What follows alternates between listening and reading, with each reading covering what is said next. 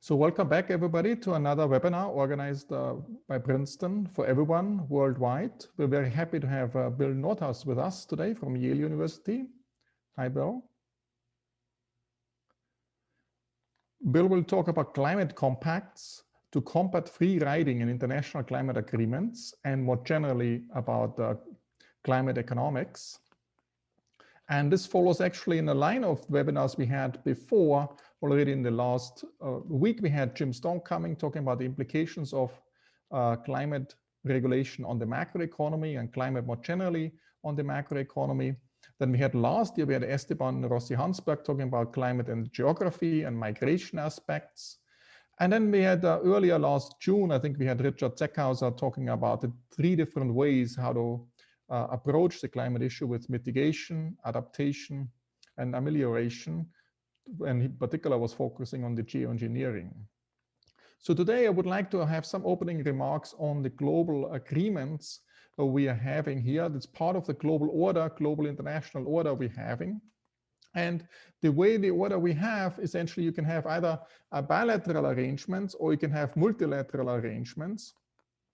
And it can be outcome-based or it can be rule-based. So rule-based essentially limits the hegemon as the most powerful nation because it has to live within certain rules, but gives also some planning certainty. And everybody knows where they are, and it makes it more likely to have a multilateral arrangement. Here, this arrangement, if you think about the Paris climate agreement, is much more outcome-based. We have this 2 centigrade focus, and it's also multilateral. So that's very much what we're focusing on today on Paris, on the Paris Agreement. And typically, international agreements work better if it's very focused on specialized areas rather than very encompassing and covering many, many policy areas. But I would like to relate the Paris Agreement to the Paris Club, and also the idea essentially I got when Bill essentially Nordhaus was very much arguing that we need a club arrangement in order to reduce the free rider problem. So typically we have this huge free rider problems, the externalities, and people don't internalize that they cause externalities on others, on other countries. So ideally would like to create a club in order to internalize these externalities. And the international climate agreement is such, can be done in such a club way. Of course, there's the Paris Agreement on the climate change, but there's also the Paris Club. And you might say, why do I talk about the Paris Club? It's a different club. It has nothing to do with climate. But it's also about a free rider problem. And it's about debt restructuring. So if countries are in financial difficulties and you have to restructure debt, so there's also a free rider problem that each creditor would like not to be able to participate in the debt restructuring and hopes that the others will actually participate in the debt restructuring because then it makes his claims more safe. So this famous holdout problem, everybody wants that the others participate and reduce their debt claims, but each individual guy does not want to participate. So it's the same holdout problem, is the same free rider problem as in the climate setting. And what you need for these clubs to work, you need essentially a critical mass of the members. So the the club is large enough and it's encompassing sufficiently many members in order to be efficient. So in particular for the debt restructuring, it's very, very important that China, which is a huge creditor for many, many developing nations, to be part of this club as well. But also what you need is some additional instrument to give an incentive for particular countries to be part of the club. You need something which to leverage up the club. And for the debt restructuring, it is the IMF. It's a little bit the whipping boy, it enforces certain rules. It says, okay, but it can also provide some additional funding instruments and help out in a particular way. And that makes the club more attractive and gives an incentive to be part of the club. And the question essentially is there's a division of labor. So the Paris Club essentially is deciding, how to coordinate and make sure that all participants of the club might contribute enough for this arrangement. But then the IMF, for its own funding assistance to be employed, is insisting that there is a coordinated approach, which then the club provides. So there's a hand-in-hand working together between the IMF and the Paris Club. And the question for me is now that for the Paris Agreement for climate change, who is playing this role of chipping in some additional benefits to give people incentives or countries incentives to be part of this club? And the analogy is very interesting because the same problems from an abstract economic perspective, they show up in both in the debt restructuring, hold-up problems, the free rider problems, but also in the climate change aspects. Of course, there are certain aspects which are very specific to the climate aspects, and let me just highlight a few of them. One is, there's a question, why should we care about global pollutants? The free rider problem is much bigger for global pollutants. It's less of an issue for local pollutants because we all care about if your whole neighborhood has some lead and in the water or whatever. So you care much more.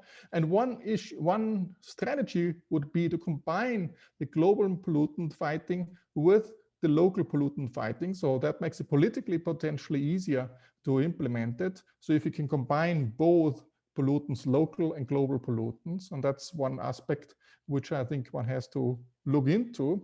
Of course, global pollutants don't have this hotspot issue that, if you pollute in a particular area, it spreads across all the areas, while if you have a cap and trade mechanism, you might end up with hotspots where the pollution is very concentrated in some hotspots, which is a big problem for local pollutants, but less of a problem for global pollutants. So that makes this combining more difficult if one wants to combine with a cap and trade scheme. And that's some issues which pop up if you combine global and local pollutants. Another global issue essentially is this border adjustment tax. So if you, for example, regulate in particular areas, let's say in Europe, we have very high carbon tax or carbon cap and trade permits trading, and you don't have it in other countries, so you give some strategic advantage for producing in other countries. You shift essentially production outside of the European Union, and then you impose a border adjustment tax to prevent that. But if the European Union goes for cap and trade, and the US, let's say, goes for very industry focused. So it's very hard to figure out what is the right level of border adjustment tax. And there's a lot of interesting economics to be done. And the objective is also not clear. Should the objective be to ensure the country X doesn't get an unfair advantage? Or should the objective even be of this border adjustment tax to make sure that even the foreign firms produce in a CO2 clean way? So that would be even going beyond that than just switching off the unfair advantage. One has to keep in mind. Finally, there's some other issues which came up also last week, ESG financing, which makes it more expensive if you in an industry polluting the environment. So you have to pay a higher funding costs because you're not part of the ESG environment. And there's a lot of private market solutions now trying to make funding more expensive for dirty industries and cheaper for green industries. And the central banks are getting into that too. So the question is a little bit, which came up also last week, is how big is this ESG component compared to a carbon tax? How would one compare the size of the two? And finally, and I think our speaker today, Bill, has talked a lot about ramping up. So ramping it up, what's the optimal way to phase in policies? On the one hand, you would like to phase it in a certain way to have some planning certainty. So that's whether you want certainty on the price or do you want certainty on the quantity of the emission quantities. That's something one has to decide. What feeds into this, the optimal phase in? Is it the discount rate? We talked many times about this discount rate. The depreciation rate of the existing capital stock should be feeding in, and also some network effects like the QWERTY network effects. So all of these are very, very interesting things, and Bill Nordhaus has done very, very important work in all these areas. And I should mention, he was one of the early pioneers of this field, working, I think, from the 70s onwards in environmental economics and pushing the field in many, many important directions, and being one of the pioneers and also main contributors. Let me come to the poll questions, which Bill proposed, and give you the answers. So the first question about, do you think human activity is a significant contributing factor to the change in global temperatures? And 75% thinks they completely agree with that. 20% mostly agree, and 2%, 1%, think that they disagree, so it's very, very small, and 2% don't know. That's a huge, agree component. The global warming will pose serious threats to Americans in our lifetimes. There's 60% completely agree with that, 27% mostly agree, and 5% mostly disagree, 2% completely disagree, and 5% don't know. The country should tax the use of fossil fuels like oil and gas and avoid global warming. 70% completely agree, 22% mostly agree, and then you have a small minority who mostly disagree or completely disagree or don't know. And the US should spend to stop global warming as much as for military spending, which is a huge component in the budget. 40% completely agree to that, and 22% mostly agree. So 62% agree to that. And then we have 10% mostly disagree, 5% completely disagree, and 23% roughly said they don't know. So with these results, to Bill's question, I pass on the floor, the virtual floor, to Bill, and he will illuminate us with his insights on the climate and environmental issues further. Thanks again, Bill. The floor is yours. Thank you, Markus. And let me say hello to everybody. It's a pleasure to be here.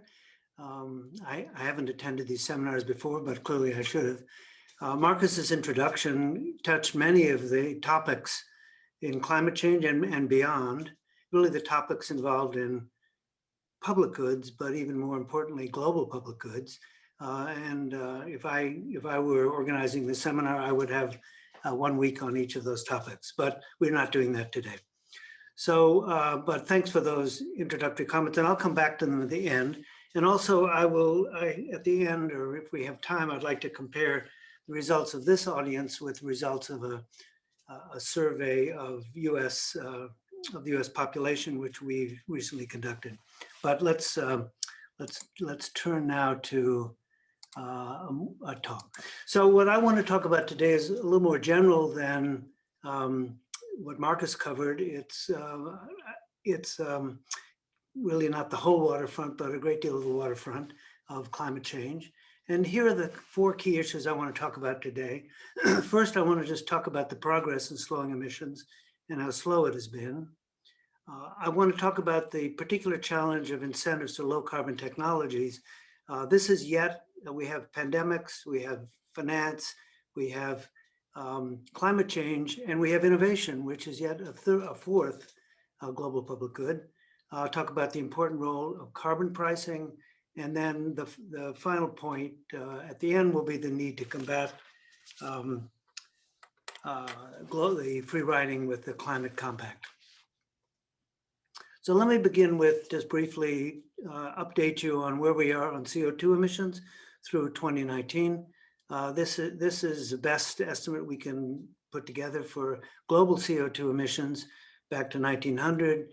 It has its ups and downs, but it's been growing at about a little more than 2.5% per year over this period. So that's a key issue. But if you look at the left-hand side of this graph, which is a more important concept, which is decarbonization. Decarbonization measures the CO2 per unit output.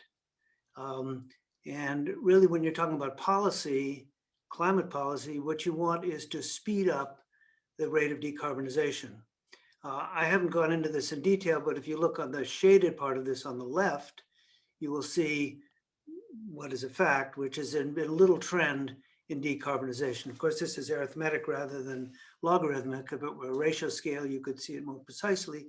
There's basically been declining, the CO2 output ratio has been declining at about 1.5% a year since 1970, actually, with a tiny deceleration, perhaps by 0.5 point since the year 2000. The right-hand side of that shows the future, and the green X's show a path, but not the only path, but a path that would get you to zero net global emissions by the middle of the century. That's approximately consistent with the 2-degree target. The 1.5 would be obviously steeper. And then the red line is our best estimate of what would happen if we met the national agreements of the Paris Accord. And those are not overly ambitious. They may or may not be met, but they're not over ambitious in the first place. But I think it's clear, and this has been shown in a number of studies, that the Paris Agreement will not, which here go through 2030, it's just an agreement through 2030, but that the Paris Agreement will not reach our target of 2 or 1.5 degrees C upper limit. So that's a little background on where we are in terms of emissions. And I thought that the basic point here is that we really haven't made very much progress toward our goals. And the most recent agreement, which is the Paris Agreement, hasn't done much better than the past agreements. Okay, so now let's talk about the role of economics in climate policy. And here I have really 3 points I want to make. Maybe, I don't know if there are any questions at this point that have come up, but I could just pause for a minute if there are. No, so far I think questions still will come in a little bit after the economics, I guess. Okay, good. So let's talk about economics of climate policy. The first point, I think, is one that is insufficiently discussed. We talk a lot about carbon pricing. We talk a lot about technologies. We talk a lot about international agreements and national agreements. We talk a lot about the Green New Deal. But I think one of the central insights is the problems involved in low carbon technologies. I might say as background, it's clear if you look at the current energy infrastructure and the energy infrastructure that would be required for anything near a zero net carbon society in mid-century, it will require a vast change in our energy infrastructure. It will require replacing, for example, 75% of our power plants, virtually all of our aircraft, a large fraction of our transports, and so on and so on.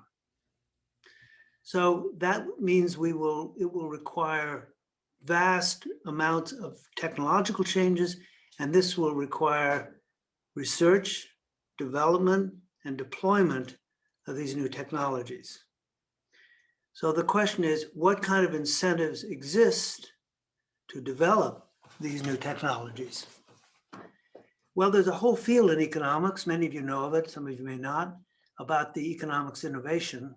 And one of the key findings goes back at least a half a century, is that the public return or the social return on innovations is much larger than the private returns. Many of the innovations or inventions of the history have not accrued to their inventors. In fact, my estimate, and also Will Baumol, one of a great Princeton economist, so he and I came up with estimates in both of us independently in the 10 to 15% appropriation of inventions or innovations by their originators. A good example of this is the vaccines that have just been produced. The person who was the discoverer, as I read about it in the paper, I can't guarantee this, even though these are $1 trillion vaccines. There's just no doubt about it on a global scale. They will have $1 trillion returns for the global economy. But the innovator of the new RNA vaccine is going to get literally zero because he works for the government. And so others will get more. Probably the pharmaceutical companies may get a few $1 billion, but they're going to get just the crumbs off the cake of the return. And that is true in other areas as well. And this is across the areas of energy, it's across the area of pharmaceuticals, there's many, and it's institutional inventions as well as product inventions, it's process inventions as well as product inventions, it's non-patentable inventions, even more than patentable inventions. So that's the first thing we have to realize, is that we've already have a huge economic problem of providing incentives for the innovators and the inventors and the developers to produce these low carbon technologies. But even worse, there's a double externality for low carbon innovations. you not only have the normal innovation externality that I just spoke about, but you have the climate impacts externality. So for most inventors, if they invent something, a new piece of software, a new pharmaceutical, they may not get all the return, but at least they will get it because it is priced at the market. If you invent a new computer, computers are sold. But with climate, to slow climate change, because climate impacts are underpriced, and I'll show this in the next set of slides, because climate impacts are so drastically underpriced, you have another externality on top of the innovation externality. So you have this double handicap on low carbon technologies. And that's something I think we need to face up to because of the centrality of innovation for meeting our climate goals. Well, what does policy require here? Policy requires, first thing, you can fix the second of these, the climate impacts externality, by carbon pricing. So at least we could fix that in principle. But the innovation externality is much more difficult. We have some tools to do that. We have the patent system, we have intellectual property, but even with all of that, we've been unable to really close the gap between the social and private returns. So, but I do think we need to think of special incentives for low carbon technologies. So Bill, can I ask you about so there's a double externality. Can we just crank up the carbon price so much that we can also cover the innovation externality as well, or this would be very inefficient to cover both? Well, I think if you get, this is a complicated issue, but if you get the carbon price right, basically you have the social and the private cost of emissions equated, and then basically you're on the same playing field as other sectors. So I think if you're worried about not having the proper incentives for innovation, I think you should focus there directly with, it's a kind of central rule of economics to target your policies on what the issue is. And the issue is innovation. And as you say, I think I don't think there's a lot of work here, but I don't think just raising the prices is a way to do it, because what you'll do is you'll have more substitution, inefficient substitution, and you won't generate the kinds of innovations that you really need. I'm sorry, I'm just like, so we had this question about the military. I was quite interested in the answer of the group here. But I thought I would look and see what are the priorities there. Well, you know the budget priorities, but let's look at the priorities in research and development. So I looked to see what's the relative budget of military and what I'll call renewable energy in the US federal budget. And here it is, okay? Military versus green energy. So defense, nuclear weapons, nuclear security is about $60 billion a year in 2018. That's a National Science Foundation numbers. And advanced energy and renewables is almost impossible to read, but it's about $2 billion. So you can see here right off the bat, the way our incentives at the federal level are structured. They're structured to produce advanced nuclear weapons, advanced defense weapons, but they're not really structured in anywhere near the same degree for renewable energy and low carbon energy. I just might add one further thing here. It's an interesting fact that the defense R&D is basically a negative sum game, because what you're going to do is you're going to develop something, and then in a few years someone else will imitate it, and your advantage will be nullified. The energy research and development is a really cooperative research, because if you develop something that's a low carbon technology, that an economical low carbon technology, this is something that will spill out across the world. So there's not only this vast difference in the numbers, but there's also a difference in the structure of these, the economic structure and the spillovers from the research and development themselves. But are you also suggesting, like with DARPA for military development, it spills over to many areas, as you said? Should DARPA focus much more on military innovations which spill over to environment as well, or is this? No, I wasn't suggesting that. I mean, there is an ARPA-E, which is like DARPA, but it's just a tiny little bit of that bar. It's also DARPA is a very tiny bit of the left-hand bar here. No, I think this is something, again, you need to focus on tools for advanced energy. I should say this excludes tax expenditures, which are not, these are actually federal expenditures. It excludes tax expenditures, which is another issue. Okay, so enough on innovation. I just want to make the point, this is actually critical. We sometimes focus on the substitution part, but I think if we're talking about deep decarbonization, we need to focus on the technology part and the fact we're really not positioned to do this. So let's turn now to the second insight. I think this is much more common currency among people who have followed the climate change issue. But we do know that the high price, well, we do think that the high price on CO2 emissions is a key to sharp emissions reductions. This is, for example, if you want to give incentives in the United States to move off coal quickly, a high carbon price will do that.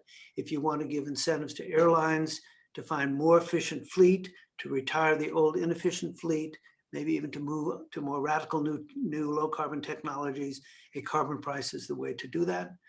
So there are many areas where you can see that the incentives to reduce emissions will be strengthened by a high carbon price. I would add, just coming back to the last point, that a high price on CO2 emissions is also an important component of innovation. So for example, if you think of some of these really radical new technologies, such as carbon capture and sequestration, where basically what you're doing is you're paying $100 or $200 a ton to remove CO2 from something. Could be from direct air capture, could be from an emission stream, many different ways to do that. If you have a carbon price of zero, there's obviously no incentive to pay $100 a ton to remove it. If there's a carbon price of $200, then this gives incentives for companies to develop technologies that will remove CO2 emissions up to that price. So, and then going upstream from that, it gives an incentive to the companies that are working on these technologies to do research and development, and further upstream to do the fundamental research of thermodynamics and other kinds of materials research that is necessary for the downstream R&D that's necessary for the actual process.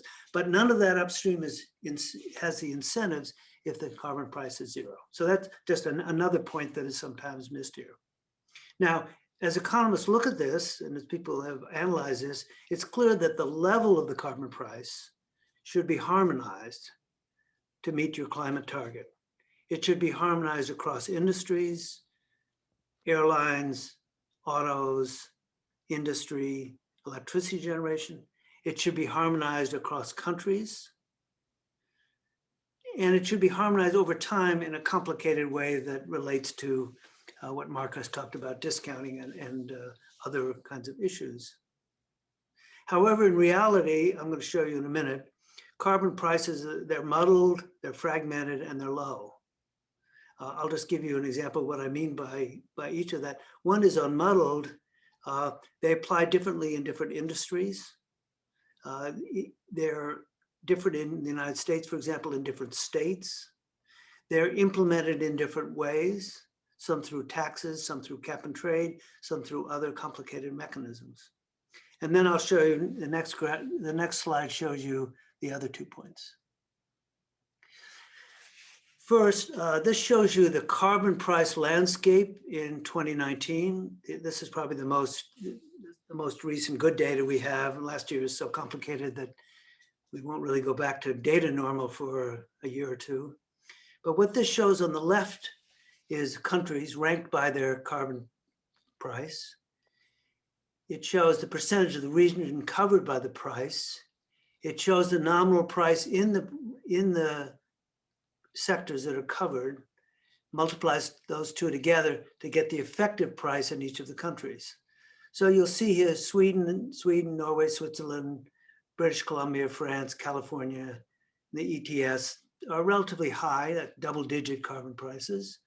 Others are relatively low. And then let's go to the bottom. 80% of our countries have a zero carbon price, where the percent of the region is covered with a zero price. If you look at those, the average of that for 2019, just a simple average is, you see at the bottom here, Let me just, I'm having a little trouble seeing it myself. I'm sorry, just like. I can see it. I'm sorry, I see it now. It just was covered up by my, is $1.7 per ton. So that's the effective price of CO2. And the point you see there, it's low. It's much below anybody's estimate of the social cost of capital or the damage from capital. And it's also highly different across regions. And even within regions, it's highly different among sectors. For example, in many of the European countries, well, if you take the ETS, for example, the European trading system, it covers about 43% of the ETS, but it's mainly large establishments and not small establishments. In many of the countries with very high taxes, it's largely on transportation, on autos and auto fuels. So we can see here that there's a lot of fragmentation of this, but the overall point is the price is very low. Now it's even worse than that, and I'll just go back and then maybe pause for a minute. If we take for 2019 carbon prices, as I said these are dollars per ton global, 2019, carbon prices are about $2 a ton. That's what I just showed. Mm. But in addition, there are fossil subsidies. There are vast fossil subsidies. And we actually don't even know how big they are. The three major agencies that measure these get different numbers, but that's a whole nother topic. But a rough estimate is that the fossil subsidies are on the order of $10 a ton. So we're still underwater on net prices, looking at those two. Now, having said that, particularly for people who are researching this area, I want to really emphasize the need to do research on these three areas to try to understand what the carbon price landscape is around the world. So carbon prices, I think we have a pretty good idea. Fossil subsidies, it's very complicated. I just spent some time looking at the US, and do you include tax expenditures or just expenditures? Do you include states as well as the federal level, and so on and so forth? And it's complicated, but it's even worse because many of the subsidies are in low-income countries and oil exporting countries, where the subsidies are actually hidden in pricing structures and are very difficult to untangle. Okay, but let me mention two other areas that are important. One is feed-in tariffs. So in the United States, we have renewable portfolio standards, which in effect subsidize a certain class of electricity generation versus others. For example, solar versus gas-fired, natural gas-fired. And but those are muddled too, because many of them will omit nuclear, and also it's not clear how you actually treat that as a tax. But those numbers are actually very difficult to estimate. Some estimates are in Europe, they're as much as $20 a ton, in the US as much as $5 a ton, but we don't really have a comprehensive number there. But the most important one that's omitted from these numbers, all the carbon price numbers, such as the ones from the World Bank that I just showed you, is what's the impact of regulations? Just to give you a simple example, what is the effective carbon tax in US auto emissions standards, which are based on CO2 reasoning, and a large fraction of the benefits from those under the Obama administration was due to the impact on through the social cost of carbon. So those are very complicated. They're very difficult to estimate. As far as I can tell, there are no good estimates, particularly no comprehensive estimates, but we really need to know. And we really need to know, particularly for a country like the United States, because that's that's where so much of the action is. Well, that gives you some idea of the landscape on carbon pricing. It's as I say, it's fragmented, it's muddled, but the basic point is that prices are low, or if you look at this, maybe they're even negative, who knows? Do you think that, who should do this research? Do you think it should be done at universities or some think tanks? Or do you think it should be done on Wall Street if you include some of these elements into some bond ratings, how green the bonds are? Would it be done then on Wall Street? Or where do you see the research coming, or ideally, where should it come from? Yeah, so that's a great question. And the short answer is everywhere. But realistically, the work that has been done to date has been at the international financial institutions, primarily at the World Bank. The IMF and the OECD have added to it, although I don't know how much their work relies primarily on the World Bank, but the World Bank has done a pretty good job of collecting the carbon prices. Mm-hmm. The fossil subsidies are done by a number of different groups, but they're all inconsistent. The IMF has, I think, a very poor methodology, but that's my own opinion. There are a couple of, on the last two, which are very important, there are a couple of academic papers on feed-in tariffs. I haven't actually seen anything at all on regulations. So I think we're in pretty good shape on the left too. We need our international financial institutions to continue that. I think on the right too, we need the theorists, the academics, the research institutions, basically the methodologists to set up the methodology for how to estimate those in a way that's accepted. And then once that's done, then I think it can move to the institutions that have deep research staff and data collection capabilities. But I think for both feed-in tariffs and even more so for regulations, I think we're still at the methodology state of those. But the first two, I think, is we can leave to the people who are doing it right now. They just have to improve their techniques.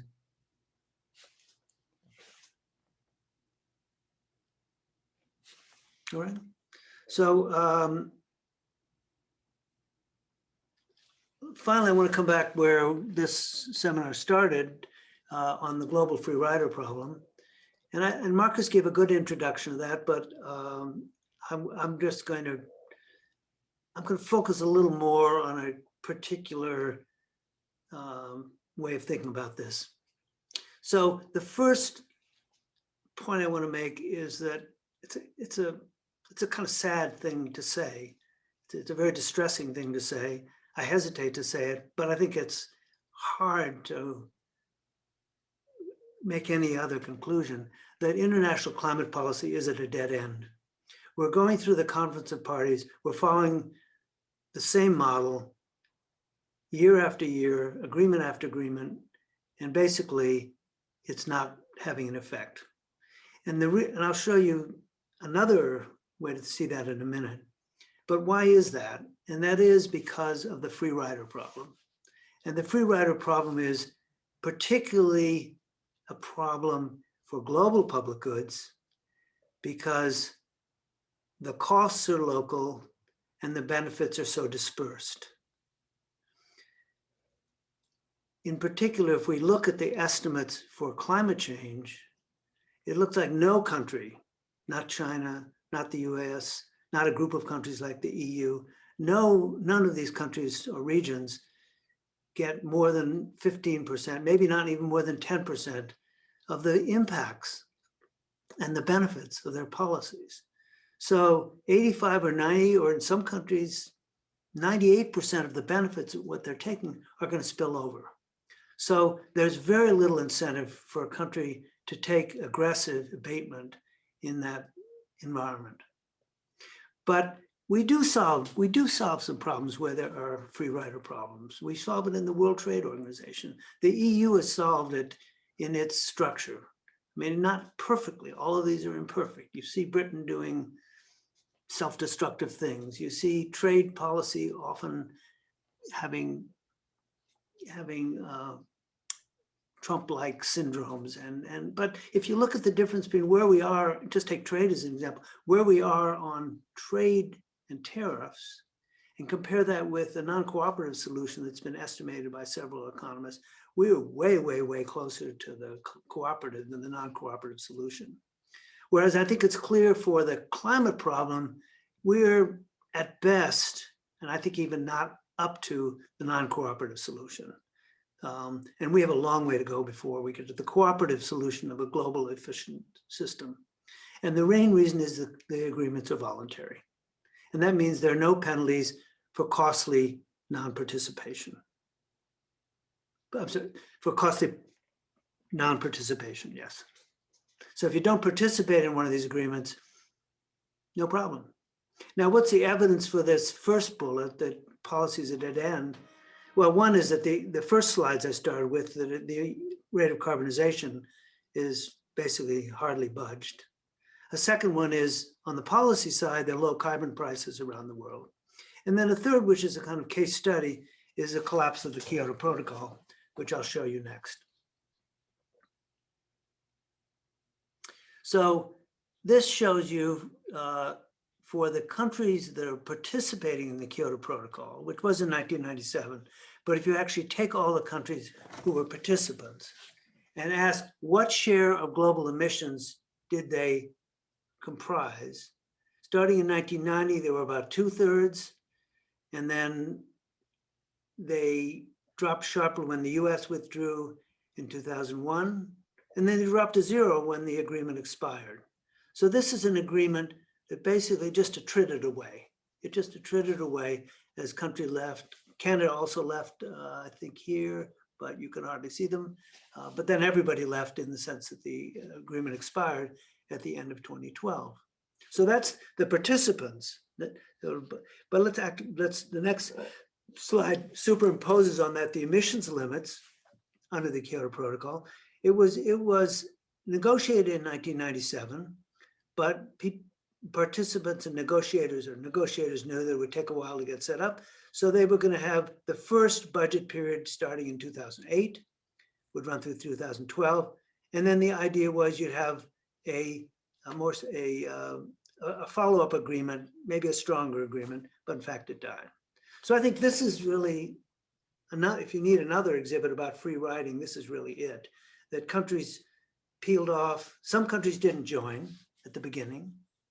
Other countries peeled off, US, Canada, and then eventually everybody peeled off after 2012. And the reason was there's no penalty for not joining. There was no penalty when the US withdrew, and there's no penalty when Canada withdrew.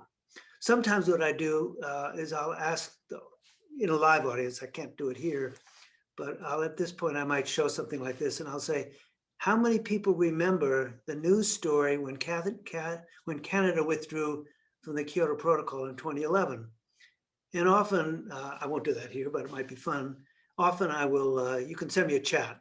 Often I do that and I'll have two hands and I'll ask the person, well, how did you hear about it? So actually I was on the negotiating team, or actually I was working for the IPCC, and I didn't run into anyone. It's just I'd say an observant citizen who actually heard of it.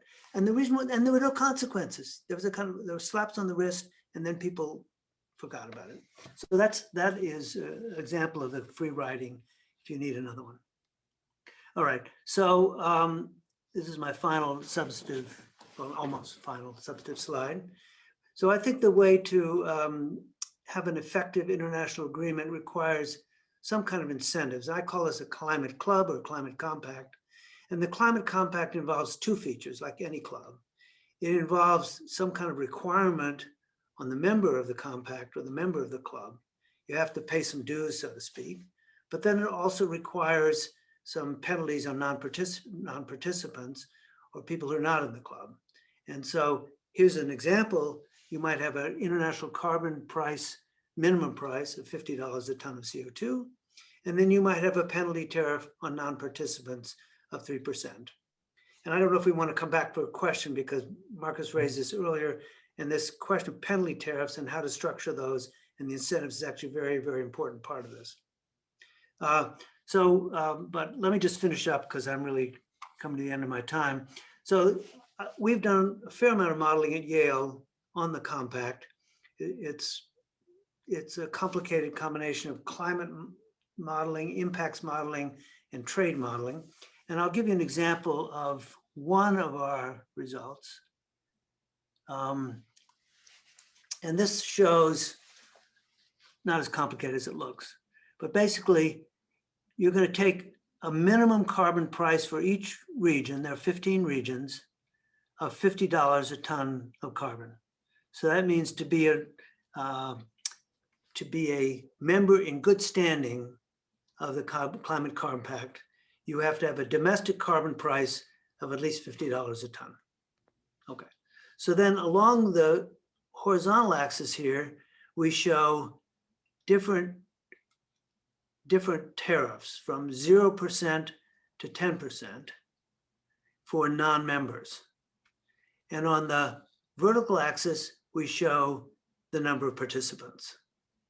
So not surprising, and this fits history, fits the Kyoto Protocol, if there are no penalties, zero tariff on non-participants, there are no participants, because there's no reason to participate in a costly club if there are no penalties for non-participation.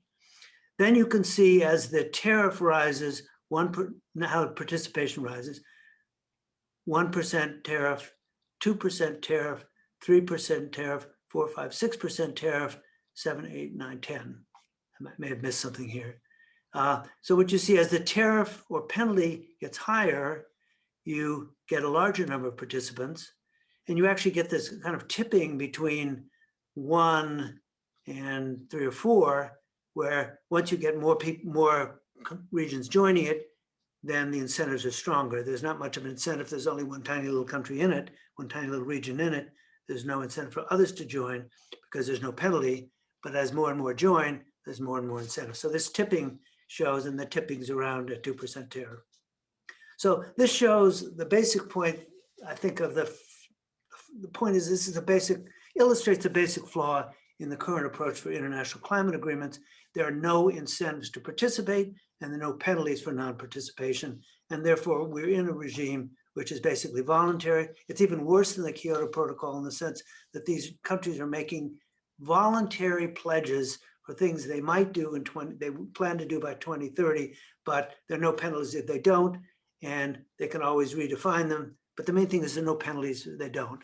This is aside from the fact that they are not going to reach very ambitious goals anyway. So Bill, can I ask us several questions now? Sure. I think that's, Marcus, I'm just going to end by saying just the 4 key points I want, and then I'll open it up. So the key points is there's little progress on slowing warming. I want to emphasize the importance of low carbon technologies and how they're plagued by the double externality. I want to note, this is not a new point, but one that many policy economists have emphasized, the central goal of high and harmonized carbon prices. And then the point about that we're talking about the climate compact is that effective international policies require some kind of structure with carrots and sticks to be effective. Okay, I think what I'll do is maybe I'll stop sharing there and turn it over to you, Marcus. Thanks a lot, Bill, very insightful. So I have a bundle of questions about the innovation part, which I push to the back now. Let me first talk about the Global Climate Compact. One approach would be to combine climate change with some other international agreements. So make it a little bit more controversial, like going to your tariff is a little bit like saying the WTO should be taking care of climate change because it can impose certain, tariffs on products in a sense in order to gives you an incentive to be part of a club. Is this, or even military agreements, if you want to be part of a military agreement, you have to be part of the climate pact as well. Is this bundling it together, so the climate aspects with trade or bundling climate with military agreements or some other phenomena, is this utopian or is this something to think about in order to make the club more attractive? Everybody wants to be part of NATO, but if you want to be part of NATO, you have to sign up for this particular climate agreement. And I think that's a really important point. And let me emphasize it, that to make this effective, you have to find a way of linking the climate agreement to other international agreements, or maybe they could be multinational. They don't have to be international in the sense of cover all countries. But this is a key part of this. And if we think of this in a game theoretic structure, what you're doing is you're taking a game, large n country game, or n being small, maybe 10, or large being 100, and where the non-cooperative solution is very low abatement. You're embedding that in another structure so that the new game with the incentives has the non-cooperative, or the Nash, let's call it the Nash equilibrium, which has high abatement. And the way you're doing that is you're linking the climate agreement with another international agreement. Okay, so that's point one. Point two is there has to be surplus in this other agreement. So if countries are just, say it's just not a very well-designed agreement, and country has countries are almost indifferent about whether joining it or not, and it's just like, it's not worth changing the treaties and writing laws and so on. But if you put a big burden on that second treaty, the link treaty, you have to have surplus there. So you have to look around and say, where are you going to link this to places, to treaties or agreements that have a lot of surplus?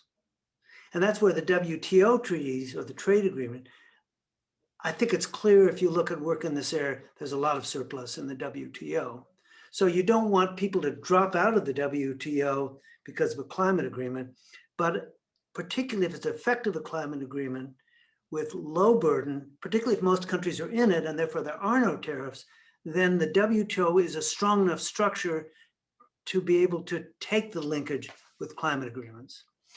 A third point is that the trade is the most natural way to build a structure because it has a set of penalties that are tunable to climate.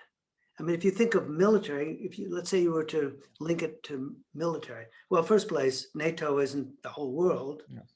Secondly, what are you going to do? You're going to say, we won't defend you if you're not in the climate agreement, or we're not going to allow your troops to liaise with our troops. We're not going to share the same communication intelligence.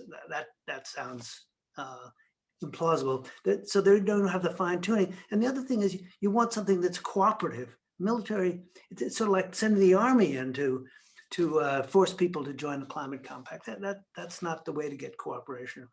So I think the point is that your point is absolutely right. And it's a key point to make sure that there's enough surplus for countries to want to join this. If I could add a fourth point, and this is a flaw, I don't know, flaw, it's a shortcoming of the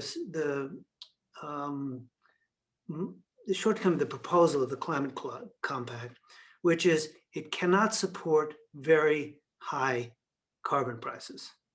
So in the work we did, we found that it could support prices up to $50 a ton of CO2, but not much more than 100. And the reason was that countries didn't have enough surplus in the WTO, according to the calculations we made, to make it worthwhile to undertake the abatement that required for $100 or $200 a ton. And that comes to a final point, which comes back to a point you made, Marcus, which is that is also the reason why we chose the uniform tariff rather than the countervailing duties. If you look at the numbers, the impact of the countervailing duties is too small to support high abatement. It's, I would say, not an order of magnitude, but much, much smaller than the corresponding uniform tariff. And if I could give you one reason why it's not going to work, much of global emissions come from electricity generation. Electricity generation is almost completely a non-traded good. So to the extent that you're doing countervailing duties on the carbon content of imports, and you're not going to go deep in the input-output table to do these, you're doing cars, you're doing steel, whatever, petrochemicals, but you're not doing electricity because electricity isn't important, then the countervailing duties are not going to be powerful. And they're not going to hit the sector that's most important to get off carbon right away, which is electricity generation. So, quick, long answer to short question. So can I just rephrase it a little bit? You answer saying that, you know, if you look at border adjustment taxes, you think just looking at input-output tables and making sure that everything is fairly, it might not help so much for the climate. Ultimately, we should focus much more on electricity production, or go beyond adjustment taxes? Or let me say one point again, and then rephrase your question. We did some estimates of the relative effectiveness of a uniform tariff and a countervailing duty. And what we found was the countervailing duty could not support high carbon prices. It couldn't even support $50 a ton of carbon prices. It might support 10 or 15. simply because of the fact that the share of carbon that is exported of domestic carbon emissions is too small. And particularly because it's in electricity. So it's not an, it gets, I think it has some advantages, but in terms of setting up a structure which is a self-enforcing, incentive-compatible international agreement that has a strong Nash equilibrium on high abatement, it's not going to work. I'm not sure any of these will work, but that one will not work because they're just not that much in the way of carbon exports. So let me go back now to the innovation component. So one aspect is that, you mentioned the Markus, can I just say one thing before? Yes. I want to just report on, at some point when you allow me to, I would like to report on the difference between your panel and a panel of American respondents in a survey we did with the same 4 questions. Well, we can do this now, yes, if you want. Okay. Yeah. I think I have it here. Not surprisingly, it's quite different. There were a bunch of questions here, but so we have the first 2 columns are agree and the second one are disagree. And can you see my little hand here? Yes. Okay, so this is tax the use of fossil fuels. So you had 70%. 92%, right? Yeah, the first 2 combined, 92. Yeah, yes. 92%. And actually, this is way up from where it was 5 years ago. It's now up to 46% versus 36%. So that's kind of an interesting. So you can see that there's a big divergence. I don't know I know the general professions of your audience, but you can see there's a pretty big divergence between the U.S. residents and experts. Let's see, there was one more here. Oh, here. Actually, this is interesting. I was on defense. I think people just don't know how big defense is. But actually, there was not that much difference between the panel on should spend as much on climate change as it does on defense. It was actually 54% versus 34%, and yours was 62 versus 15. So not much difference there. Let's see this another one. I think that was, yeah, okay. So I just thought that would be interesting for you. So in terms of the, in general, I would say your respondents are, except for the military, I'd say kind of 90% agree with the threat, the human influence, and the tax, and the population is more like 45%, 30, 40, 45%. So, but I would say that's moved a lot. If you look at some of the older surveys, it probably moves a lot for your respondents as well. But if you look at the older surveys, they're much lower fraction of the people agree with your panel or your audience. So Okay. it would be interesting to do this by age group as well. The younger people probably are much more. Well, we have all the demographics. We just haven't done it yet. But let me come back to the innovation aspects, because there were a number of questions from the audience. One thing is, I was wondering to what extent innovation is held back by a chicken and egg problem or network externalities, and you have to switch to a totally new technology like hydrogen, let's say, and to what extent the governments can play a coordinating role in just switching to a new technology. And another question which came up is that the risk in R&D, is it too risky? Can the government take out some of the risk? And also the horizon, it's an investment which pays off in 20 years, 30 years, and the private market doesn't have such a long horizon, essentially. So how can the government help in these dimensions beyond the externalities? Of course, I noticed that this is for any R&D or for any innovation, not only for environmental innovation. Well, I think what you've done is emphasizing that the problem is even worse here than in most areas. Take each of your examples. Let me start at the risk one. Well, no, the network problem. There's something, I mean, there's an interesting example here. In the Biden proposal, it was a network of electric fueling stations. I mean, I would be very hesitant to have an electric car in New Mexico, because I probably, first place, I can't get very far. You know, you can hardly drive to the nearest town on a charge. But then when I get there, I'm halfway there, and I notice I'm running low, there are not going to be any charging stations. So that's probably going to be less of a problem in the medium and high density areas, but it's going to be a big problem in the low density areas. But that's an example where the government plays an important role and in these network areas.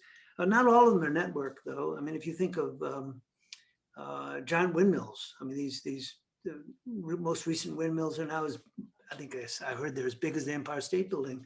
And well, there are a little bit of network effects, but those are technologies. Those are like airplane engines. Those are just huge pieces of hardware. So probably less there. Probably less there also from the solar. So I think it's kind of mixed. But I think you make the point that you need to identify where these network effects are important, and then deal with them. I mean, we're still with QWERTY, and we're still with fossil fuels. Hydrogen is a great example. When I first started working on this, back before many people here were even thinking about this, I met a person who said, you know, there is a really simple answer to all these problems, and that's hydrogen. I mean, literally, this was the 1970s. And it was all, he had it all laid out, everything you have to do, do this, do that, nuclear this, atom, you know, water splitting to get the hydrogen, so on and so forth. And here we are.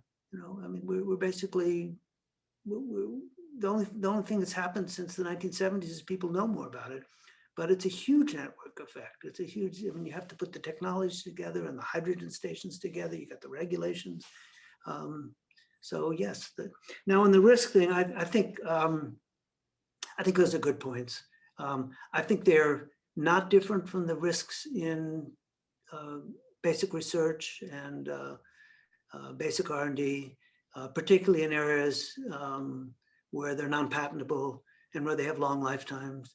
I mean, an interesting example here is if you look back at the really most successful companies, for-profit companies in R&D, there were places like IBM, AT&T, with near monopolies, very large end-to-end coverage of the industry, and they could do some of these long time horizon R&D projects. But particularly in the world where we're used to, you know, we're going from 1.2 to 2.0 to 3.0 in a couple of years, something that's going to take 2 decades or 3 decades or 4 decades is not going to be very welcome. And it's also going to be very risky. So I agree with that. But I think this is a matter of degree. And what we see is the riskiest innovations just aren't done. I mean, we can see there are all kinds of evidence, say in pharmaceuticals, where we look at vaccines that will have quick effects, and therefore you can do the clinical studies quickly, versus one, say for cancer, where it's going to take a decade or so. They just don't do the long horizon ones. So I think these are very deep problems, yes.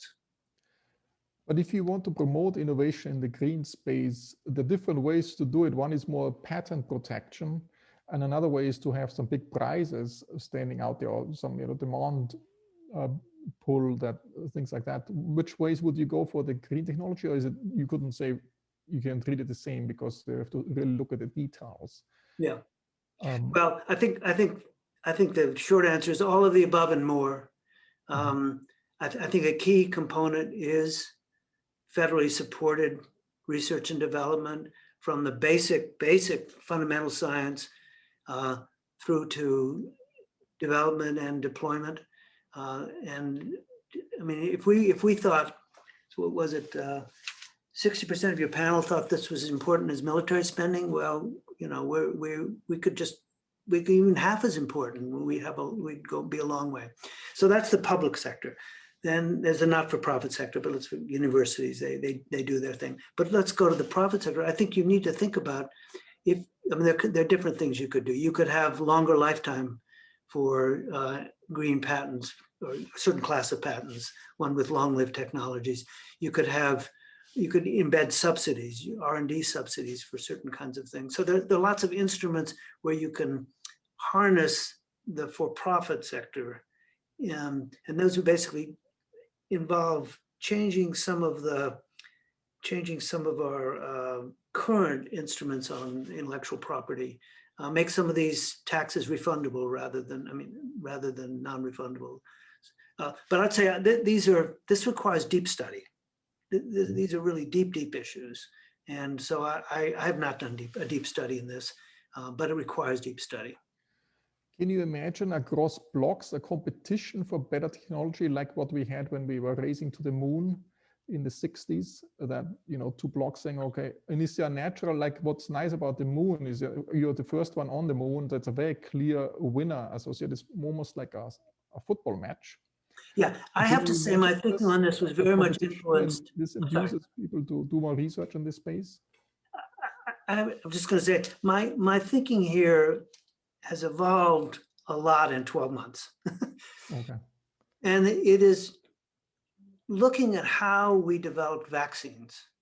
When we first started this a year ago, my colleagues here, epidemiologists, historians of science, public health, said, no way, you know, we've never done a vaccine less than 4 years. We still don't have an HIV vaccine. We're going to be so lucky if we get it in 2 or 3 years.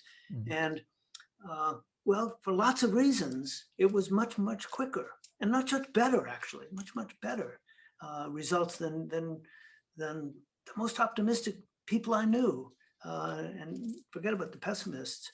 And what we've learned is, what we've seen is how a combination of public attention, public support, the priority, plus incentives for the private sector to do this, have really had phenomenal results.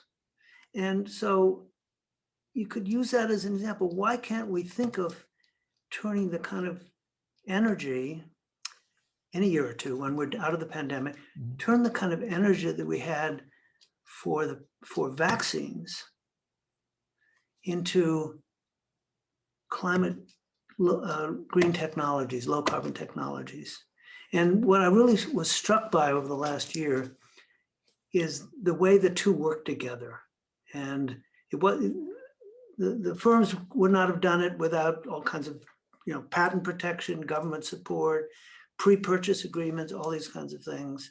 And the government couldn't do it without the governments couldn't do it without the expertise of the pharmaceutical industry. So that was a kind of a demonstration of a kind of best case maybe of what we can do if we turn our energy to this rather than some other things that and just putting it in along with everything else on our national agenda and our research and development agenda. So I would point to that graph about the difference in military and energy, green energy R&D, saying we really have our priorities in they're very distorted priorities. Let me switch topics, and then we typically end with on a positive note. So you tilted already towards a positive note at answering the last question. So Charles Whiplash would like to know, why are carbon taxes so unpopular most around the globe, but while inefficient regulation is much more popular? Do you have an answer for that? This is, you could say, why are X taxes unpopular, whereas X regulations are not? And this is a phenomenon we've seen. It's part of political economy. It's the visibility of taxes and prices. Art Oken, who was one of my mentors, great economist, said, you know, the thing about gasoline taxes is the most visible price in an economy is the gasoline price, because you drive up to a gasoline station and there, as big as a box, is a price of gasoline. And then you look and it went up this week. So these are very visible things. The cost of regulations are invisible to most of us. They're actually invisible even to experts most of the time.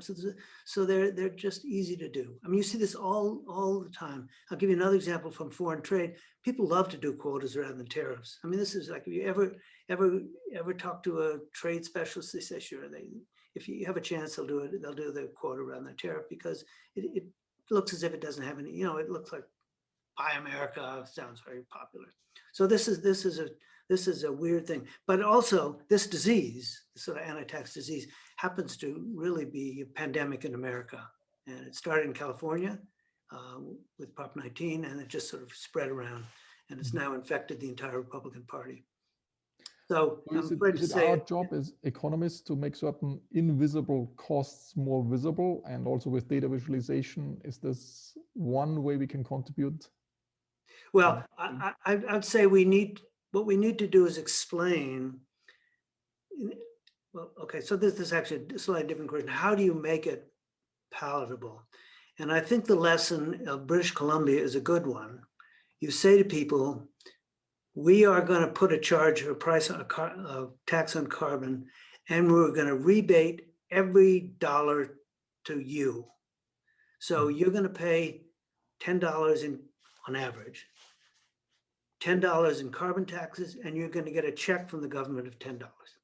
And that seems to appeal to people. Last I heard, it was still viable in British Columbia. And I think that's the wisdom of economists is which is the truth, by the way. It's not just a tax, it's a tax that's doing something. So you could have a tax that's, say, for research and development and for a rebate. You have a tax for different things. They have to be things that are really ones that appeal to people. But I think the easiest one is to say, we're going to put this carbon tax is to improve our economy, improve our environment, but it's also the revenues are coming right back to you. So your real incomes will be the same.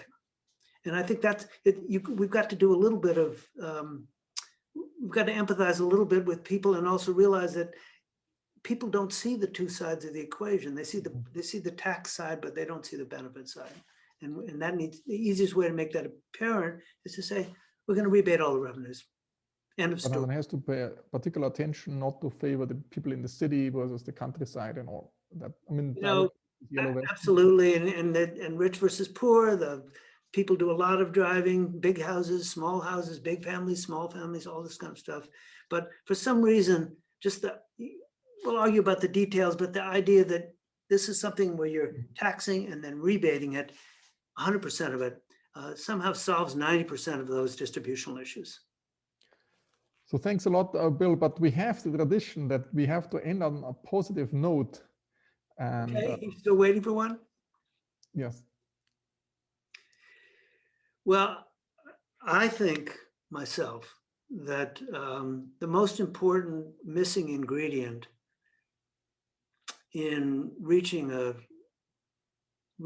climate, if I might say, that is going to be effective is public understanding. And I think we've come a long way in the last 20 years. We've come a long way.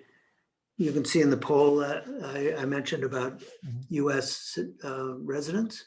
You can see it in the Congress. If you remember back to 1997, the Senate voted 95 to nothing, not to bring the Kyoto Treaty to the Senate. Maybe we're 50-50 now.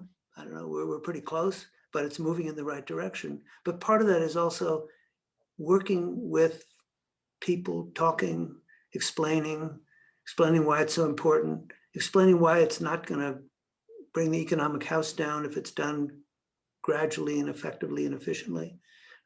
So I think we've come a long way, and but we have a long way to go also. Well, let me end by saying we've come a long way. That's the happy note. And if you say, how many percentages have you reached? Are we in the middle, 50% or not there?